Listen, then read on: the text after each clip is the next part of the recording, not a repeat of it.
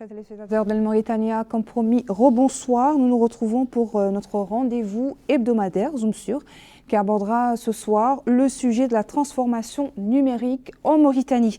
Nous allons aussi débattre sur le processus en cours pour stimuler l'innovation, notamment chez les jeunes mauritaniens, afin de trouver des solutions innovantes à des problématiques locaux. Nos invités nous détailleront également les efforts publics entrepris pour asseoir une administration publique moderne qui soit à la hauteur des attentes d'une société de plus en plus exigeante en termes de services et de prestige. Donc vous l'avez compris, nous parlons ce soir du département de la transformation numérique, de l'innovation et de la modernisation de l'administration, un département créé il y a 27 mois seulement. Pour en parler ce soir, nous avons avec nous Monsieur Mohamed El Mechri Rabani, qui est le conseiller technique chargé de la communication. Bonsoir Monsieur Rabani. Et également avec nous ce soir Monsieur Cher Omar Li, directeur de l'administration des systèmes et de sécurité. Bonsoir Monsieur Li. Également Madame Mariam Khan, directrice d'innovation. Bonsoir Madame Khan. Bonsoir. Merci d'être avec nous. Alors ce soir, nous allons parler du département de la transformation numérique, innovation, modernisation du travail, des termes un petit peu techniques, je dirais. En clair, Monsieur Rabani, qu'est-ce que vous pouvez nous dire de votre département créé il y a seulement 27 mois? Merci. Pour parler de notre département, nous considérons que l'humanité vit actuellement un virage historique caractérisé par la transformation numérique et qui est un outil par excellence pour booster l'innovation et pour moderniser l'administration. On sait qu'aujourd'hui, on est dans une économie mondiale caractérisée par l'interconnexion des marchés, caractérisée par les opportunités que donne cette transformation numérique. Et Son Excellence, Monsieur le Président de la République, voyant cette opportunité, a voulu la saisir en créant ce département chargé de la transformation numérique, de l'innovation et de la modernisation de l'administration. C'est un outil pour lui d'atteindre les objectifs stratégiques du pays en termes d'engagement internationaux, mais aussi en termes d'ambition pour le pays. En grosso modo, c'est ça, en grosso modo. Alors, Merci. quand vous parlez d'ambition et vous parlez de votre département, quel bond vous diriez aujourd'hui votre département a pu faire ou a pu atteindre aujourd'hui parmi ces objectifs-là? En tout cas, c'est un département qui est récent. Il a été créé depuis 27 mois, comme vous l'avez bien dit. Et la création a été caractérisée par une transition parce que le département a passé par 3 niveaux. Au début, c'était plutôt la transition numérique et ensuite, on a passé à la transformation numérique tout court. Et aujourd'hui, on est en train de vivre une autre ère qui est caractérisée par la transformation numérique concrète. Et comme vous le savez bien, le département est constitué de 3 piliers, non seulement la transformation numérique, mais aussi l'innovation. Et on va détailler l'action de chaque pilier ici, mais aussi de la modernisation de l'administration. Aujourd'hui, l'ambition des autorités publiques, c'est d'asseoir une administration qui soit moderne, avec les critères de la modernité qu'on cherche. Il y a l'utilisation efficace du numérique, il y a la transparence, il y a l'efficacité opérationnelle, il y a beaucoup de critères qu'on doit exiger, qu'on doit imposer, qu'on doit trouver pour qu'on puisse qualifier notre administration de moderne.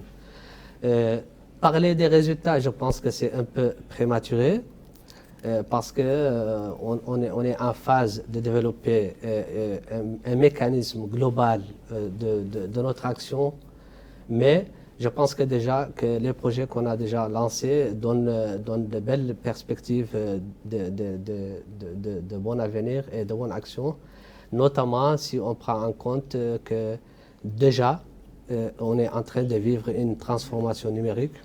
Il y a quelques mois, nous avions été dans les projets. Aujourd'hui, on est dans les projets concrets avec des réalisations concrètes qu'on va développer autour des tables, Inch'Allah.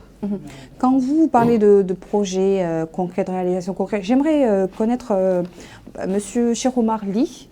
Vous êtes le directeur de l'administration des systèmes et de sécurité. Exactement. Pour un petit peu expliquer le département que vous gérez. Voilà, donc moi je suis le directeur de l'administration du système et de la sécurité. Donc on se complète un peu dans le cadre du département. Il y a un cabinet et des directions centrales. Donc nous gérons tout ce qui est généralement tous les systèmes actifs, tout ce qui est équipement réseau de l'administration qui concerne tous les départements qui sont reliés en fibre optique. Donc en réalité, on est une direction technique au service de pratiquement tous les départements, ce qui augmente un peu le défi. Mais nous avons concrètement mis en place des outils collaboratifs pour que les fonctionnaires puissent, par exemple, avoir chacun un email.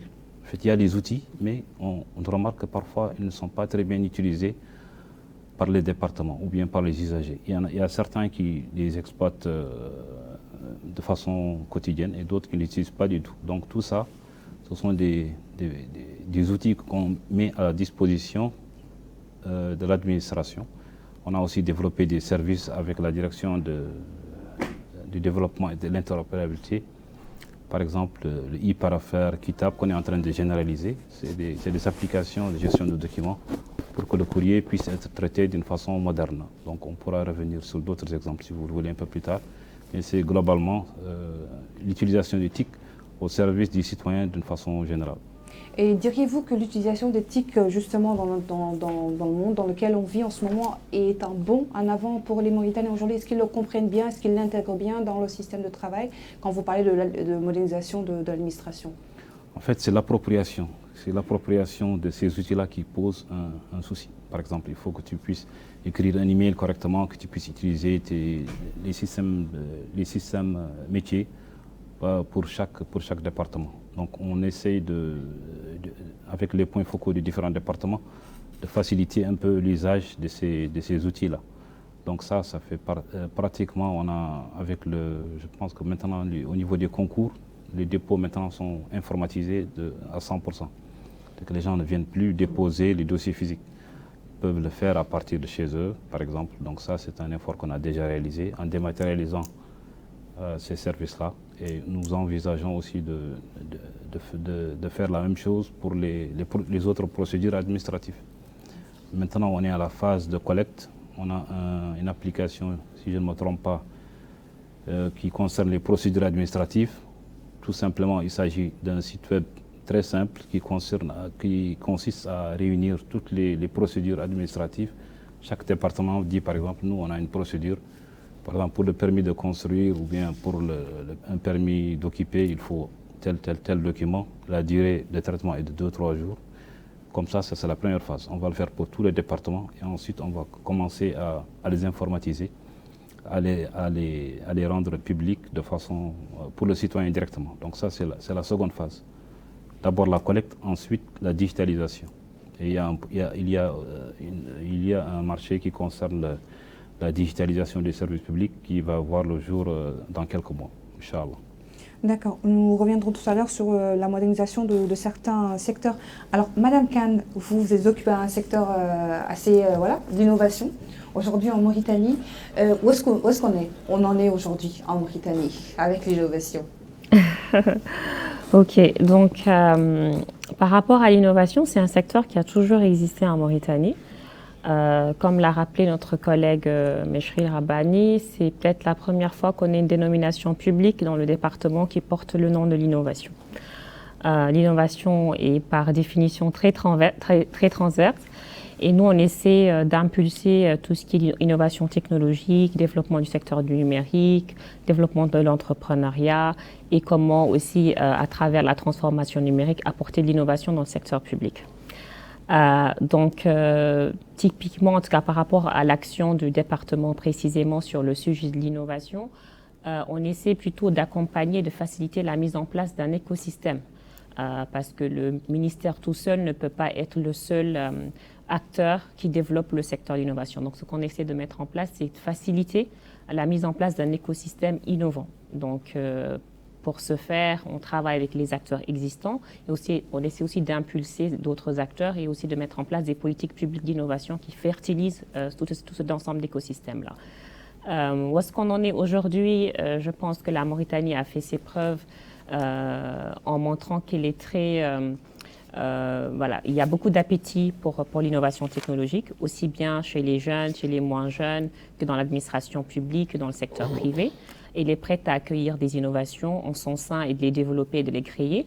Maintenant, c'est vraiment la maturation de ces innovations qu'il faut repenser, et aussi comment la Mauritanie peut aussi contribuer à l'échiquier, on va dire, régional, parce qu'aujourd'hui, quand on parle d'innovation, est-ce qu'on parle d'innovation locale, est-ce qu'on parle d'innovation frugale, incrémentale et disruptive?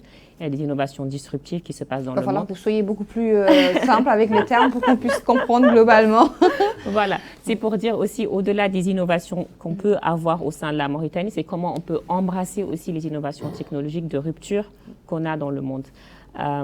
Donc, pour dire par rapport à où est-ce qu'on en est aujourd'hui, en tout cas par rapport au département, on essaie de mettre en place des projets phares d'infrastructure, on va dire, d'innovation, notamment avec je pense que vous en parlerez tout à l'heure, c'est le cadre juridique déjà, le cadre légal avec ce fameux Startup Act qui veut juste dire dispositif légal pour renforcer l'écosystème d'innovation, et notamment des projets d'infrastructure comme la mise en place d'un hub technologique qui est un espace pour permettre cette éclosion et aussi le financement de l'innovation. Donc tout ça, c'est des projets qu'on est en train de développer qui, pour nous, vont être systémiques pour faciliter le développement de l'ensemble de l'écosystème d'innovation en Mauritanie.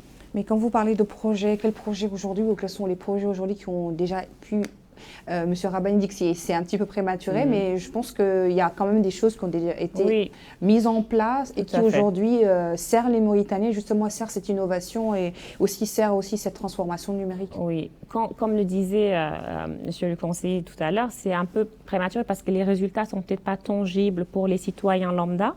Parce que quand on a créé le département, il fallait d'abord définir le spectre d'activités, la stratégie, la gouvernance, l'orientation, traiter des sujets de sécurité, traiter des sujets de gouvernance, de piliers et d'infrastructures, de connectivité. Et mettre en place ces projets, ça prend du temps. Déjà, de les réfléchir, de les élaborer, de trouver les parties prenantes, d'échanger avec les partenaires techniques financiers, d'aller chercher le financement pour ces projets.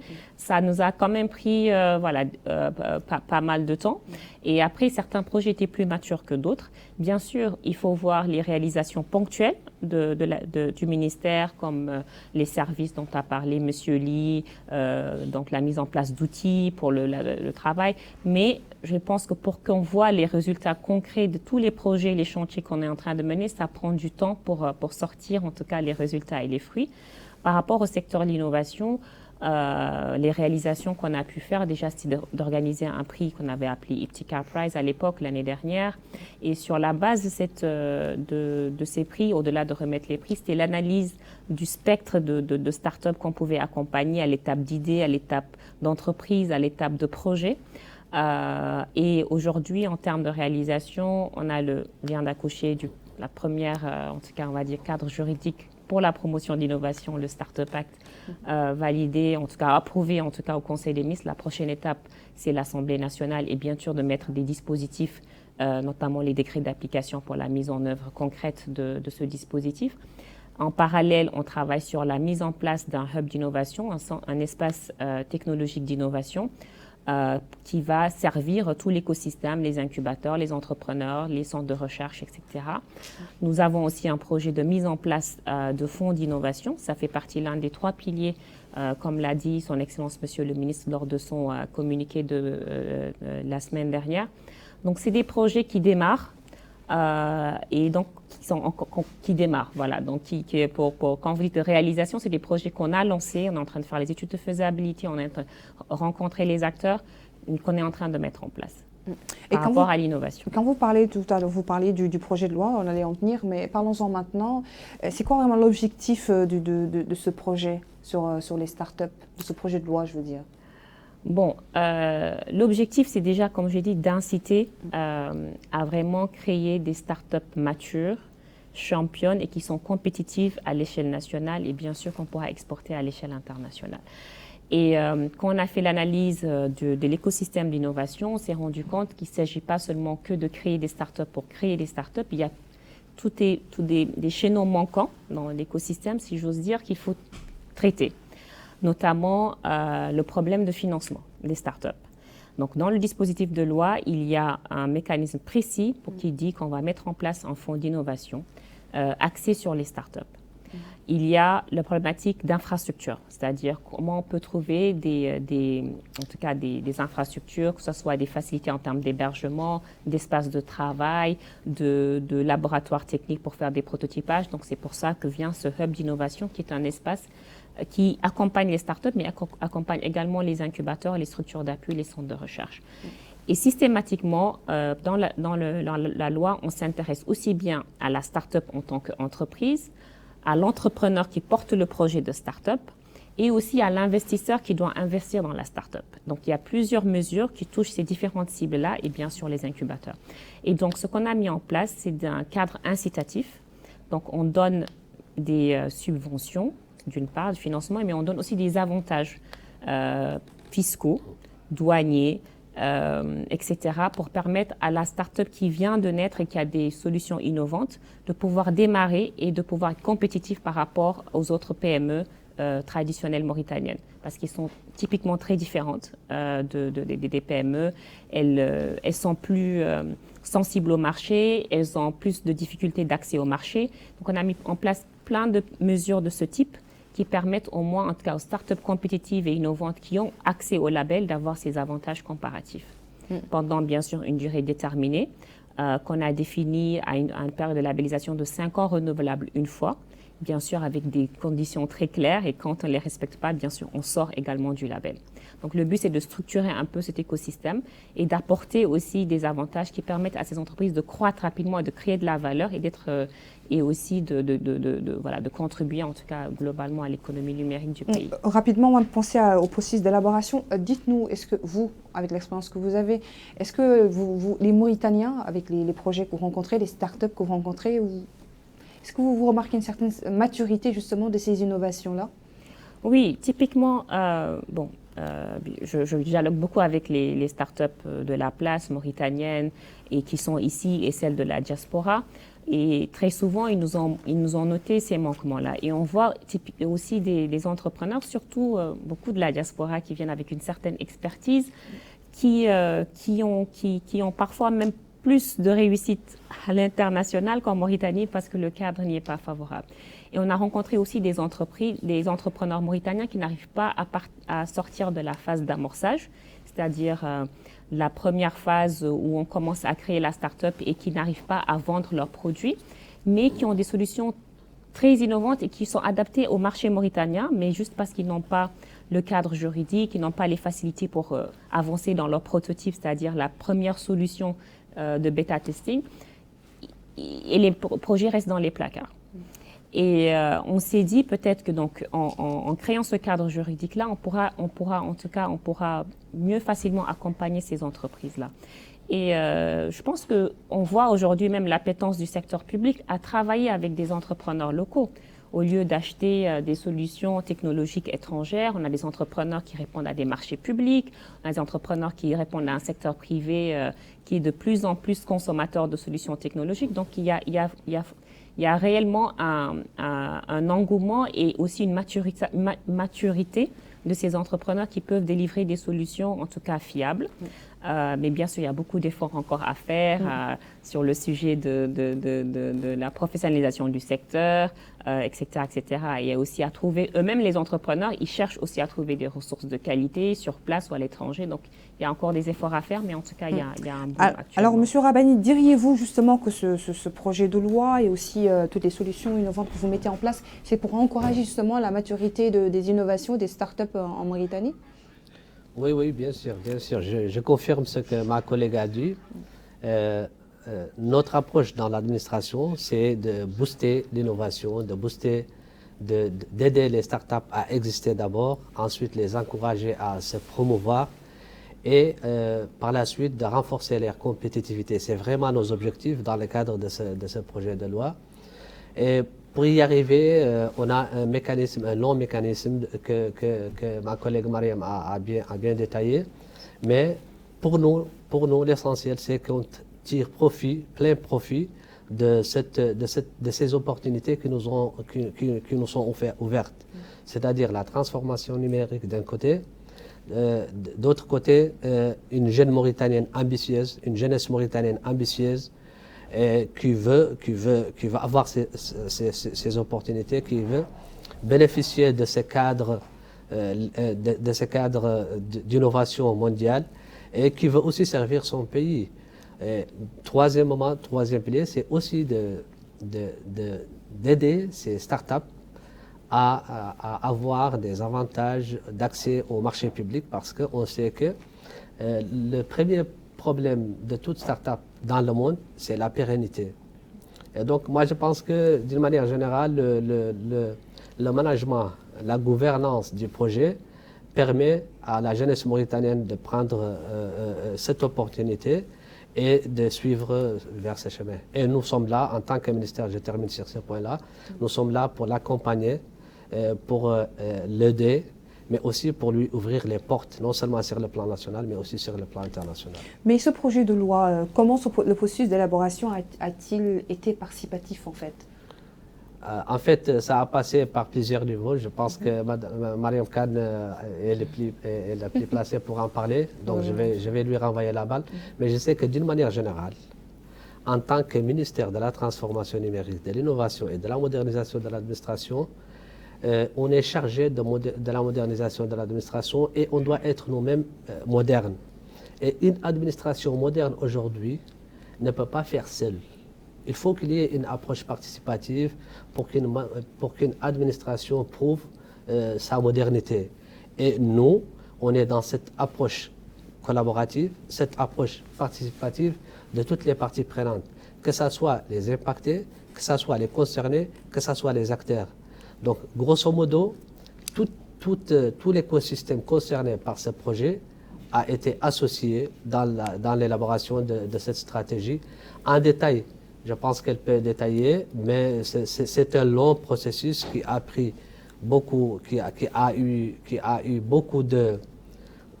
On a donné suffisamment de temps pour que ça aboutisse à ce niveau-là, et on n'était pas pressé.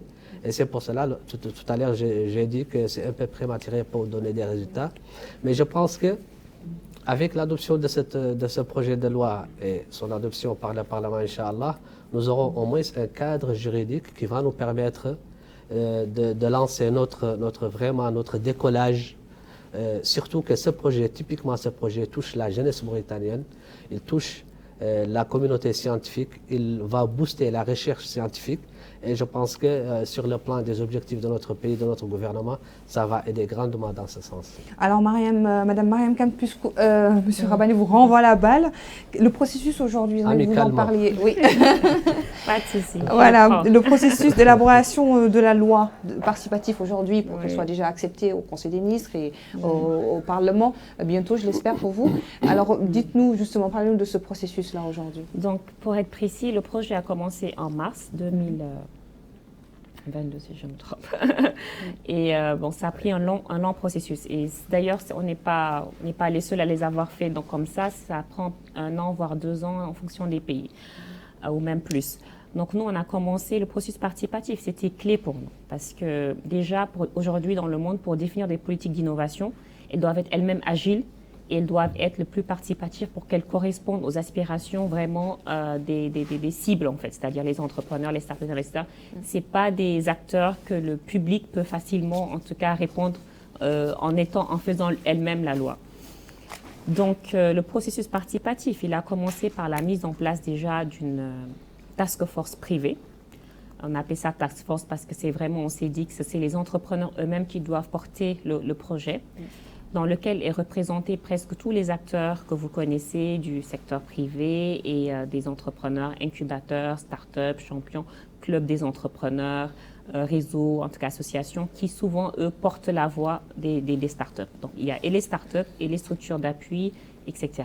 Donc ça, c'est vraiment la partie privée qui, elle, donne corps à la loi et qui, chaque fois, vérifie ce qu'on est en train de faire.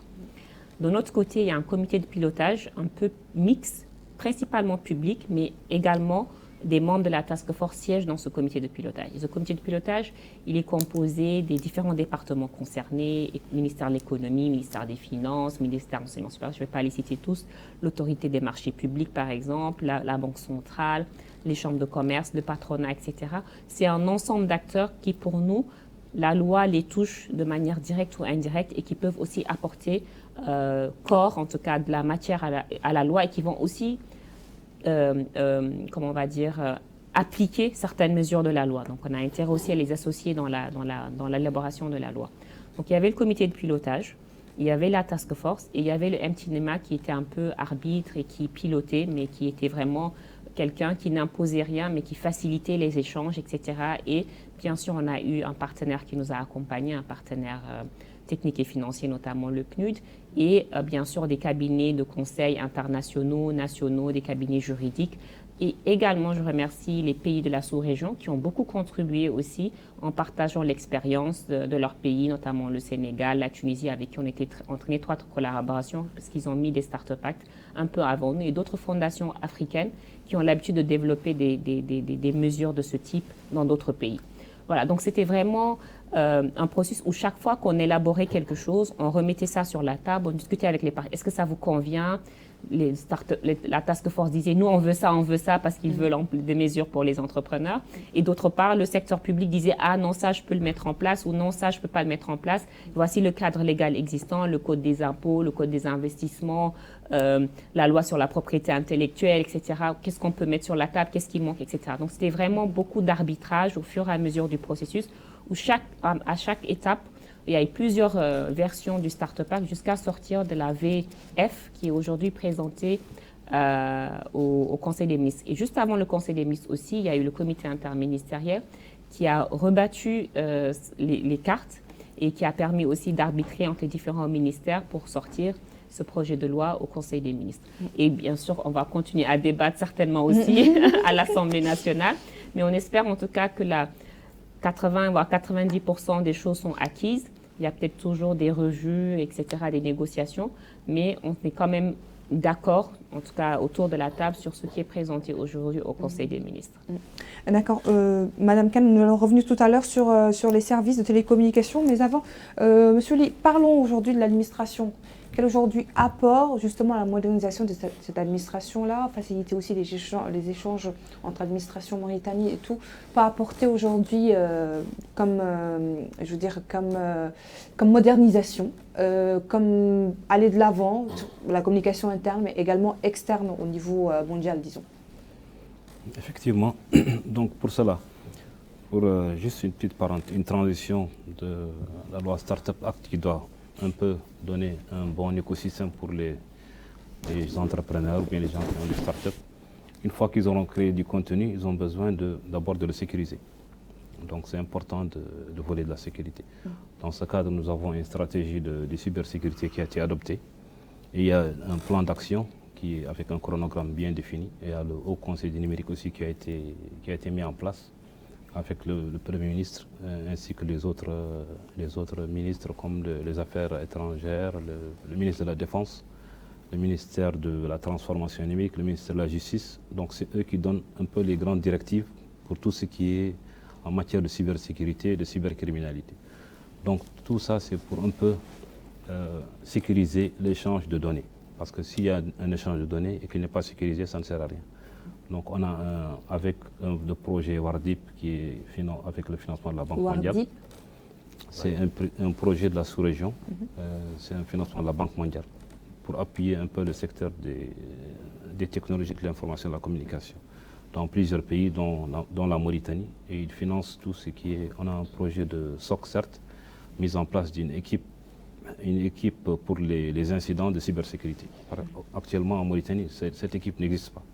Donc le cabinet qui est chargé de concevoir le cahier des charges, le suivi, l'aide à la sélection ainsi que le suivi de la mise en œuvre, le cabinet est déjà choisi. Donc ça c'est un projet qui est important pour pouvoir sécuriser cet écosystème.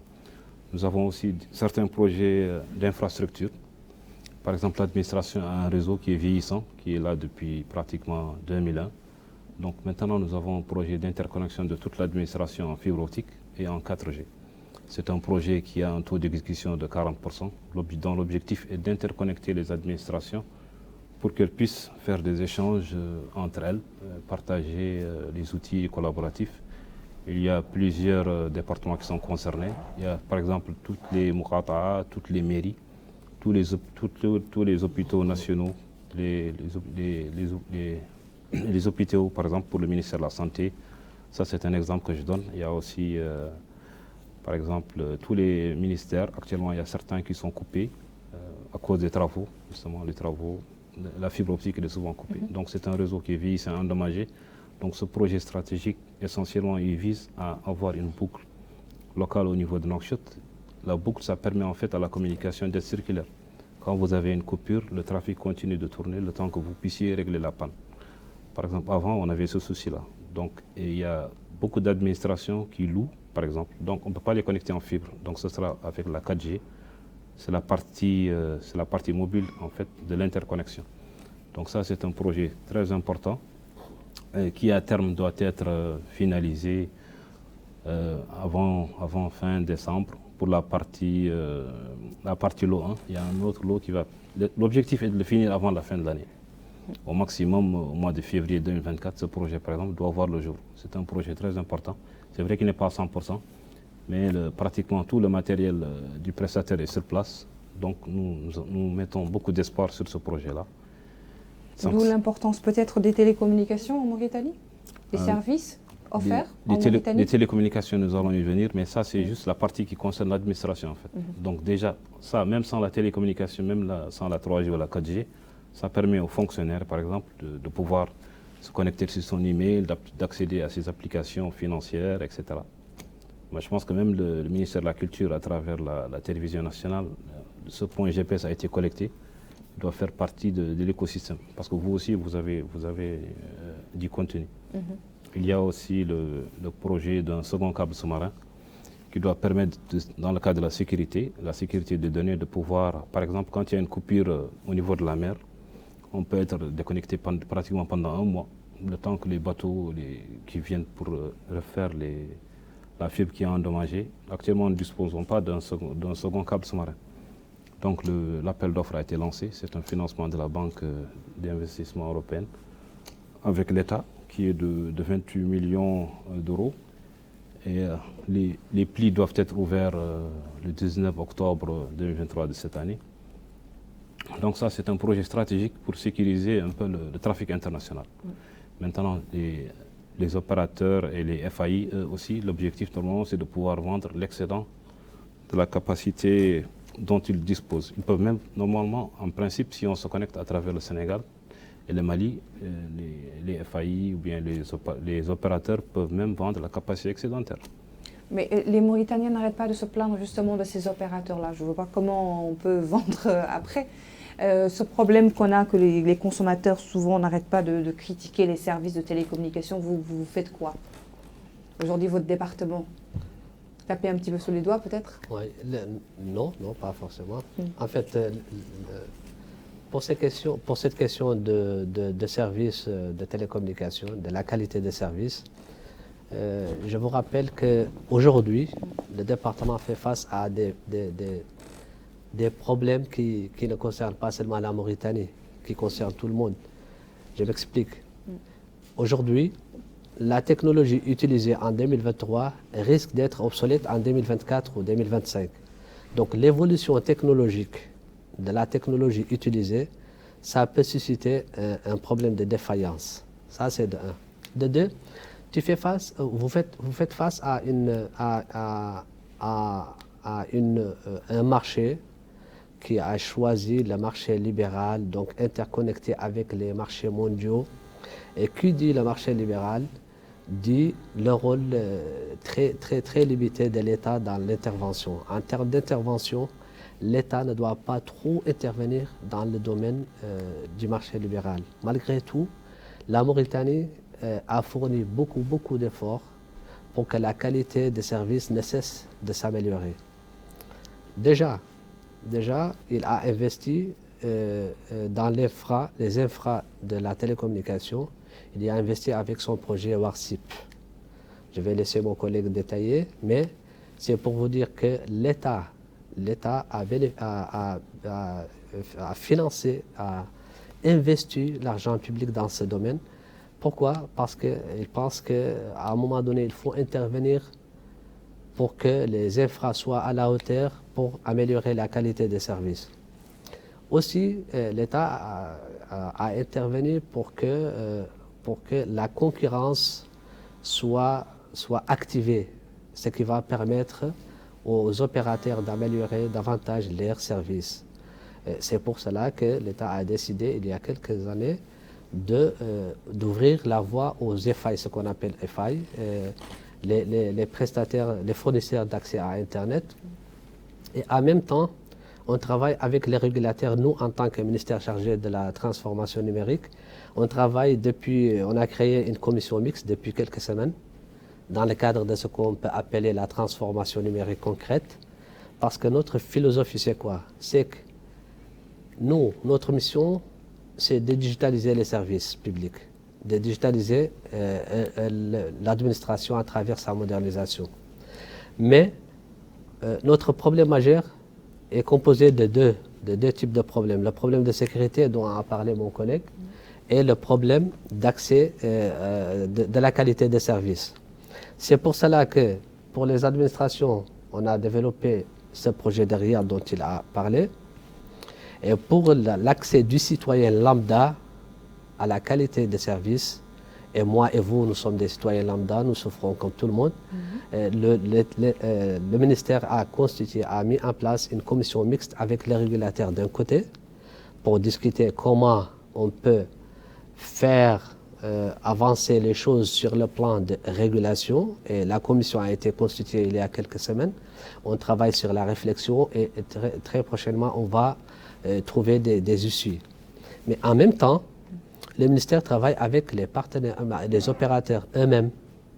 Et c'est pour cela que, en termes de discussion entre les deux parties, on a trouvé qu'on a une infra qui est prête, c'est-à-dire le backbone national, mais qu'on n'utilise pas, alors que cette infra a été constituée sur la base d'une expression des besoins des opérateurs. Depuis quelques semaines, juste quelques semaines, on a entamé la discussion avec les opérateurs et on s'est mis d'accord qu'ils vont utiliser cette infra qui utilise la dernière technologie qui est la fibre optique. Donc ce qu'on peut qualifier de New Deal entre les ministères et les opérateurs a permis à ce que la qualité doit prochainement être améliorée. Et en plus, il y avait un manque à gagner public en termes de paiement d'arriérés avec les opérateurs. On a trouvé aussi un deal avec eux. C'est-à-dire que vous allez payer ça et nous, on va les réinjecter dans les infras qui vont servir d'améliorer davantage les services.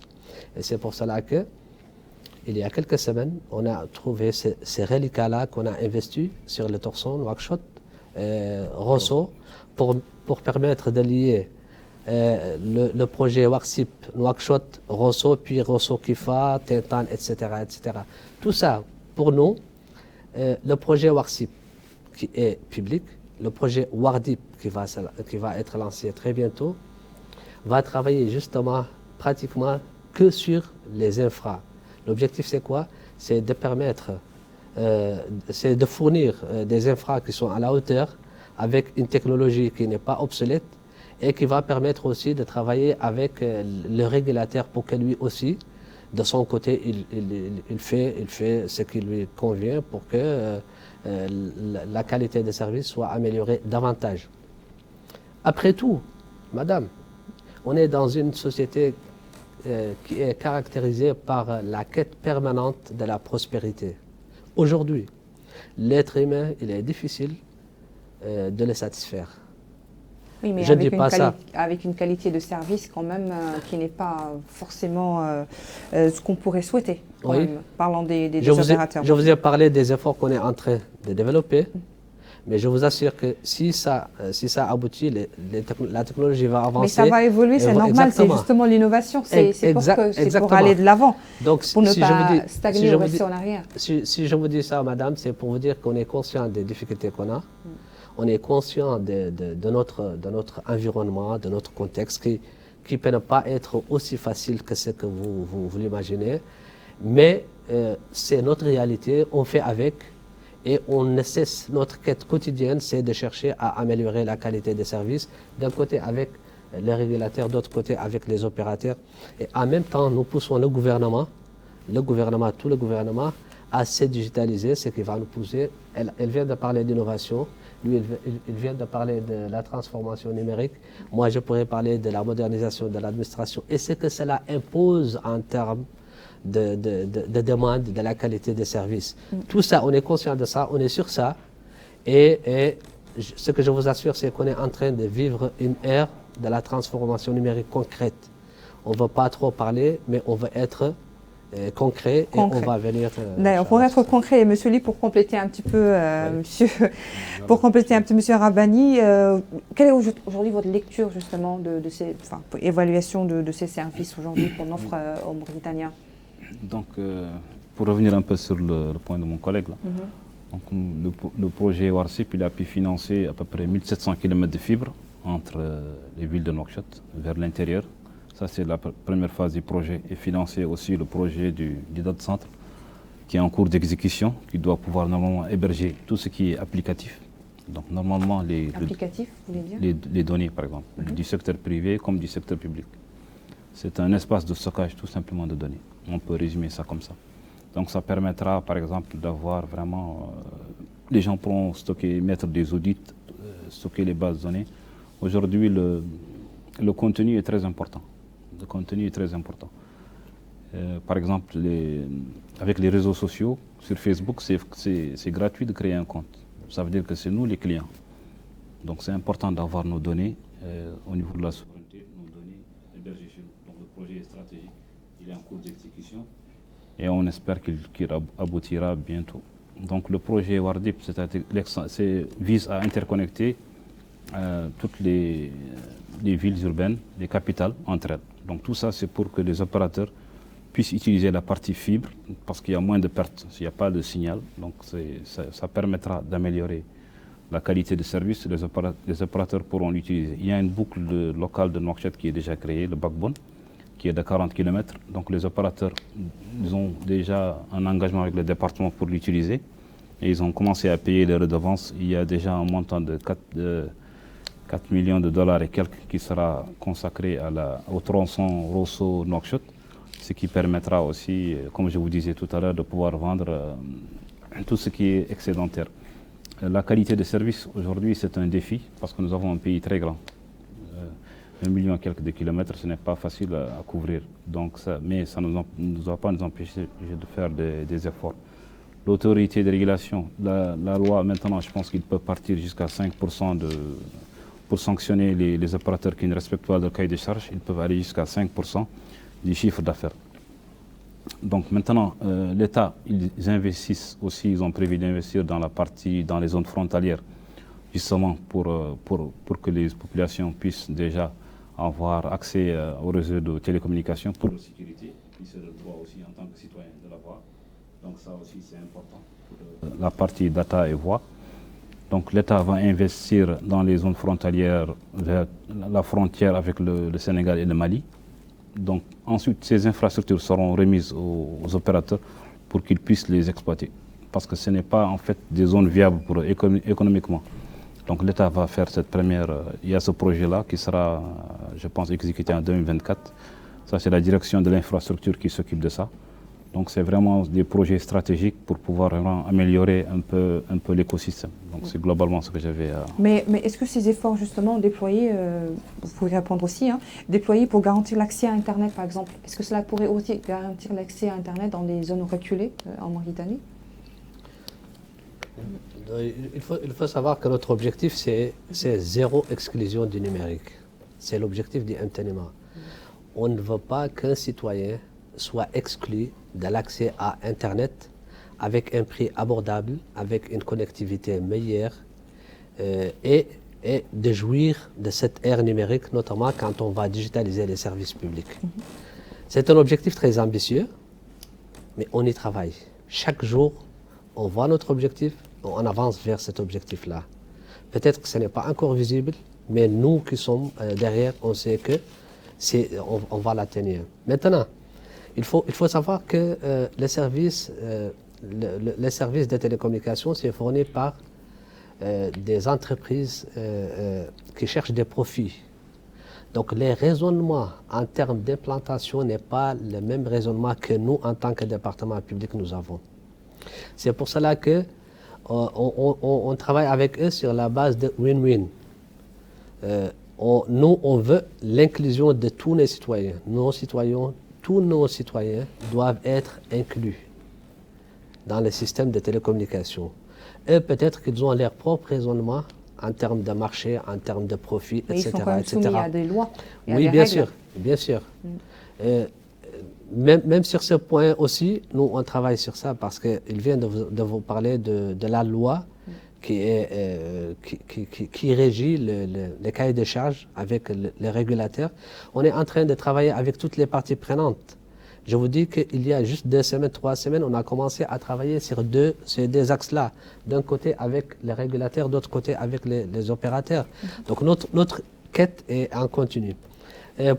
Mais ce que je peux vous dire, c'est que c'est une décision politique qui entre dans le cadre de nos objectifs stratégiques en tant qu'État et qui va être dans les critères d'évaluation de notre action en tant que département, mais aussi dans les critères de notation de notre pays. Parce que n'oubliez pas que le pays est noté et parmi les critères de notation, c'est aussi l'accès des citoyens donc, au service de télécommunications. Exactement. Globalement. On est conscient de ça, on travaille sur ça et on espère que la prochaine émission que vous allez nous inviter, nous aurons plus de résultats concrets. Inch'Allah.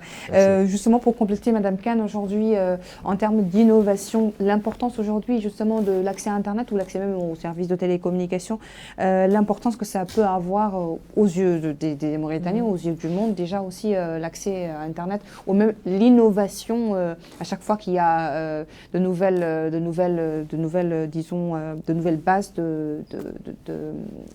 de transformation numérique ou aussi d'innovation dans le monde. Bon, je pense que la problématique de la connectivité, c'est un sujet délicat qui touche en fait tout ce qu'on est en train de faire. Parce que sans la connectivité, et la connectivité ne va pas seulement dire accéder au réseau de télécommunications, il y a la voix, il y a la donnée, il y a Internet, et aussi à la qualité, plus le prix et le coût. Donc aujourd'hui, le combat, c'est d'avoir un accès à Internet abordable pour que ça ne soit pas une autre fracture numérique qui va se créer par-dessus déjà le manque d'inclusion sur d'autres sujets économiques. Donc c'est vraiment le pilier, en tout cas la base pour pouvoir faire tout le travail. Parce qu'on parle de transformation numérique, on parle d'accès à ces services. Il faut d'abord l'accès à Internet et l'accès à ces services télécoms dont vous parlez. Et je vais peut-être répéter mes collègues, mais les défis de la Mauritanie sont immenses. On parle de territoire de 1 million de kilomètres carrés, très peu dense, donc des zones très peu rentables, une population très éparpillée, même l'administration publique a du mal parfois à gérer les citoyens. Mais comme l'a dit Meshri aussi, on est conscient de ce problème parce que tant qu'on ne va pas régler ce problème-là, on ne peut pas développer des services autour de ça. Je vais peut-être revenir en arrière sur l'agenda numérique où la problématique d'infrastructure, c'est 70% de l'importance de tout l'agenda numérique. C'est pour dire l'infrastructure, l'accès à l'Internet, la sécurité, c'est vraiment la base.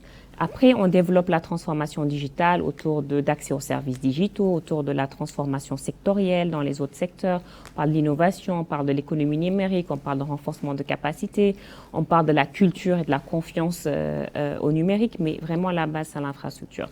Et aujourd'hui, le département, la plupart de ces projets phares, ça repose sur l'infrastructure. Donc, et ce qu'il faut comprendre dans la connectivité, il y a plusieurs éléments à tenir en compte. Il y a le last mile, c'est-à-dire le service qu'on donne aux citoyens, c'est-à-dire l'accès, comme on prend le téléphone et on voit. Mais avant ça, il y a la transmission, il y a l'énergie, il y a tout ça à gérer. Et comme l'a dit, nous sommes dans un pays libéralisé où c'est les opérateurs qui sont les acteurs, c'est eux qui offrent le service. Certes, nous, en tant que ministère, on définit les lois, on travaille avec l'autorégulation pour définir les cahiers de charges et c'est l'autorégulation qui doit réguler le marché et faire les sanctions. Ce qu'on a mis dans la loi, c'est qu'il y ait plus de sanctions si, en tout cas, la qualité n'y est pas.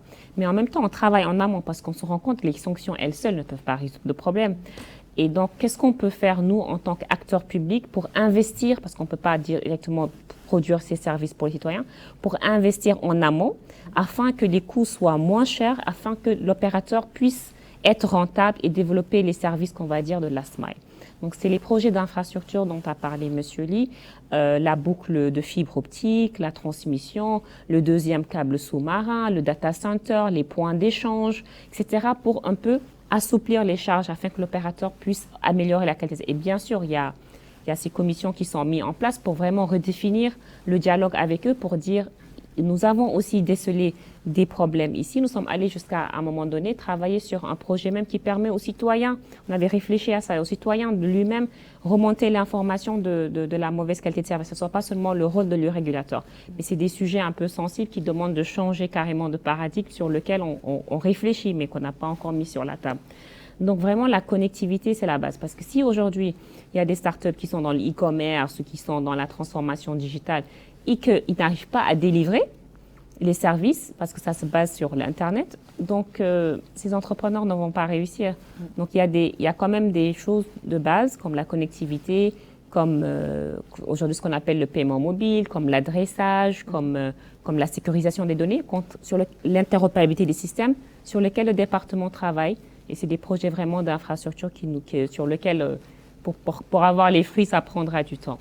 Donc, je ne sais pas si c'était ça la question précise par rapport à l'innovation et la problématique de la connectivité. Mais de manière générale, je pense que il y a un effort, bien sûr, continu à faire avec toutes les parties prenantes. Mais avec déjà ce qu'on a, on peut déjà utiliser sciemment pour que ne soit plus juste des consommateurs des nouvelles technologies, mais vraiment à développer des acteurs, aussi bien pour les administrations publiques qui aujourd'hui doivent se servir de ces applications qu'on développe. Parfois, ces applications sont faites, le rôle du ministère est voilà, c'est à différentes parties. Il y a des ministères qui viennent nous voir pour qu'on développe des solutions avec eux, il y a d'autres qui viennent en mode conseil, il y a d'autres qui ont déjà leurs solutions et que nous, on est là pour garantir que c'est sécurisé, car ça répond aux normes. Et aujourd'hui, on a mis en place, je pense qu'on n'en a pas parlé aujourd'hui, il y a aussi tout ce qui est lié à la protection des données de l'utilisateur. Il y a une autorité de protection qui est créée, qui ne dépend pas ça du ministère, mais qui a été initiée par le département, qui commence à se mettre en place. Il y a une agence du numérique qui va aussi accompagner le ministère à développer ses services digitaux et à accompagner la transformation. Donc, il y a quand même des choses, des cadres qui sont mis en place pour pérenniser cette transformation digitale, qu'elle ne soit pas seulement un slogan ou une vision, mais vraiment qu'elle soit quelque chose de concret. Voilà, de concret, avec des structures qui vont être mises en place. Ly a parlé d'une unité SOC CERT, etc., peut-être même une agence de sécurité qu'on va créer. Donc tous ces éléments-là, nous sommes en train de les déployer, de les mettre sur place pour qu'elles vraiment concrétisent cette vision et cette transformation numérique qu'on voudrait pour la Mauritanie. Une dernière question peut-être rapidement parce que nous avons beaucoup... C'est pas si vite. Alors, Monsieur Rabbani, dites-nous, dernièrement, le président de la République a effectué quand même une visite, disons surprise, sur le site de l'un de vos projets en cours de construction. Est-ce que vous pouvez nous en parler un petit peu? Oui. Effectivement, nous avons eu l'honneur de recevoir Son Excellence, Monsieur le Président de la République, en visite surprise vendredi passé. C'était une visite surprise, mais c'était une surprise agréable parce qu'il vient pour nous appuyer. Ce n'est pas la première fois qu'il le fasse. Déjà, je vous rappelle que lors de l'avant-dernier Conseil des ministres, Son Excellence, Monsieur le Président de la République, a donné des orientations claires au département ministériel de s'outiller du numérique et de l'introduire dans leur action en tant que manager. Et le même jour, il a aussi invité les secrétaires généraux des départements ministériels pour aussi leur donner les mêmes instructions. Donc pour le président de la République, il y a le pilotage stratégique qui est assuré par les ministres où il a donné ses instructions claires d'introduire le numérique dans leur action, mais aussi il y a le pilotage opérationnel qui est assuré par les secrétaires généraux et qui ont reçu les mêmes ordres, les mêmes instructions. Ce qui restait, c'était quoi? C'est aussi de voir les projets. c'est-à-dire que de rendre visite à des projets du numérique. Déjà, il a effectué la même visite surprise à plusieurs départements. Mais nous, en ce qui nous concerne, on peut dire que cette visite a eu plusieurs objectifs. Déjà, le data center, c'est le cœur de notre action en tant qu'État soucié de bénéficier de la transformation numérique, parce que c'est un outil d'exercice de notre souveraineté nationale sur les données. Et on sait que les données sont des armes de guerre aujourd'hui. Donc si on arrive à avoir une structure qui va abriter nos données publiques et privées en tant qu'État, on exerce notre souveraineté nationale. Ce projet, parce qu'il est très ambitieux et parce qu'il est très structurel, doit répondre à certaines exigences pour qu'il soit certifié. Et cette certification demande beaucoup d'exigences pour être conforme aux normes et aux standards internationaux. Donc, et en même temps, ce projet, malheureusement, a connu des retards de délai. Ces retards n'est pas tolérable vu l'importance de ce projet et vu la transformation numérique que nous visons. Déjà, quand ça a eu lieu, on a fait ce que nous dicte la loi. On a déjà prévenu qu'on va aller vers les extrêmes mesures avec le prestataire parce qu'il a dépassé les délais. Mais finalement, on a eu un compromis avec lui, un protocole d'accord avec lui, et un dénouement heureux a été trouvé, dans la mesure où, c'est vrai, il y a du retard, des délais, mais il y a des décisions qui ont été prises pour corriger. Comme il n'y a rien de personnel dans cette histoire-là, et comme nous, on est un département qui cherche à être moderne et à moderniser les autres, et comme par définition une administration moderne est une administration responsable, nous avons reçu les prestataires et on a discuté ensemble. On a trouvé un dénouement heureux. Pour un nouveau délai? Oui, pour un nouveau délai, mais avec des exigences plus claires et plus poussées, avec du reporting régulier, avec un système d'alerte précoce, avec toutes les mesures qui s'imposent pour qu'au moins ce projet-là ne connaisse plus ce genre de retard. Permettez-moi d'abord. Donc pour nous, en tant que ministère, la visite surprise du président de la République vient en quelque sorte, entre guillemets, pour entériner ce protocole d'accord entre nous et les prestataires. Et ça, c'est une opportunité pour refléter ce qu'a dit Son Excellence, Monsieur le Président de la République. Il a dit que tout retard dans les marchés publics n'est plus accepté. Il a dit clairement que la conformité avec les normes des marchés est quelque chose qu'on ne peut pas tolérer. Donc nous sommes dans cette optique dès le début de ce projet et on va y rester.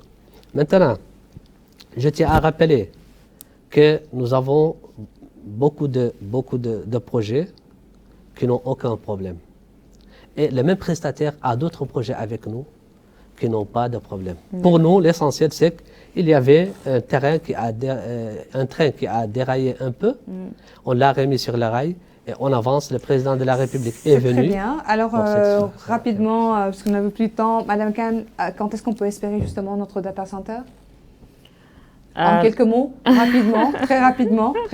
Alors ça, je pourrais pas me prononcer sur une date vu que je ne maîtrise pas les détails de ce projet. Fin 2023.